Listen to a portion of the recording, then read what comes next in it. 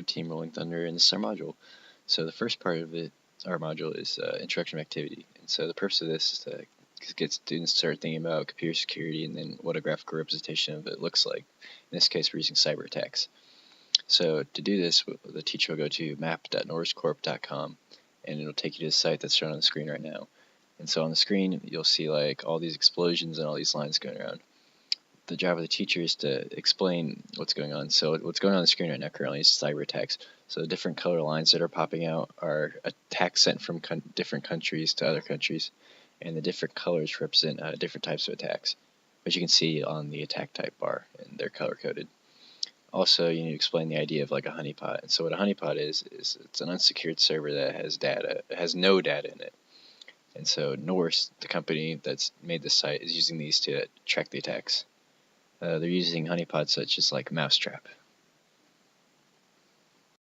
Alright, this is where we're going to start the actual game part of our module. So the first step is going to be to hand out the worksheets to the students, and that's attached in the teacher's guide in the appendices. The first thing you want to do is you want to point out the rules, mainly the materials and the design constraints. So that's going to tell them what stuff they can and can't do with the game. We're trying to enforce the engineering design process here, so the first thing we're going to have them do is really sketch out the design for their defense. We have the materials listed there. We're going to show them what they're going to have as well, which will be 3 Tupperware containers, 10 popsicle sticks, 2 index cards, 3 solo cups, and about a yard of masking tape. Designing their thing. And the instructor should go around and ask them important questions. Do you want to keep the data clustered or separate? How are you going to defend? What kind of different questions like that to get them thinking. Really make them think through, are they using all their materials? Can they use them better, use them more effectively? Are they following all the rules, the design constraints that engineers have to deal with every day? Stuff like that. Alright, after the design phase is done, make sure that each student has drawn out design and each group can explain it to you what their thought process is. After they've all done that, give each group the materials that they need and give them about 10 minutes to start actually creating their design. If they need help with anything like ripping tape, I know 4th graders had a little trouble with that, offer assistance and make sure to keep asking questions about how they're doing or how and why they're doing the things they are. So the next step after they built the defense is to distribute the candy. It's probably a good idea to ask if anyone has allergies or they don't like candy, because we have raisins as well, because I'm sure there's someone who loves that. So distribute about a handful in each bowl. And then we're going to start the attacking phase. This is where, if you don't really control the room, it can get pretty wild.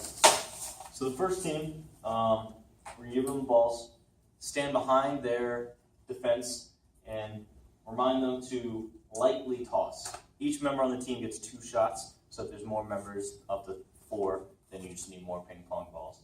So you can get 2 shots, you can aim for another defenses. If there's more teams, they can choose to shoot wherever they want. Whichever bin you get in, everyone on your team gets a piece of candy. That's it. Good job. Yeah. This is candy. Instructor grabs the ping pong balls. Pick your candies.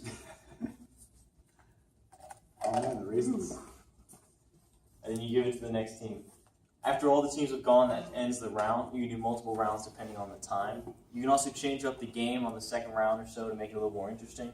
You can give one group a lot more candy and say at the data center, and if you get in there, you get more pieces of candy, like 3 per person or something like that. Or you can introduce the aspect of human error, where someone might lose a password or something. I don't know how, but if someone else got a hold of worker's password, you can take away something.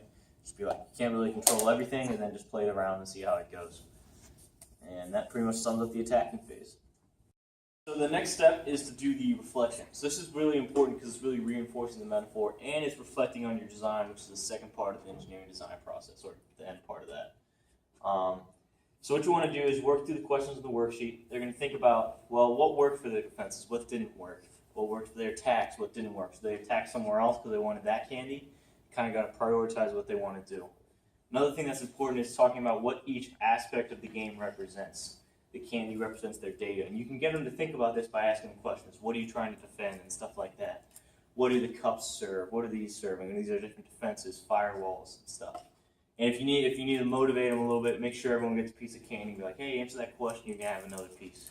Because let's be honest, candy's like gold to kids.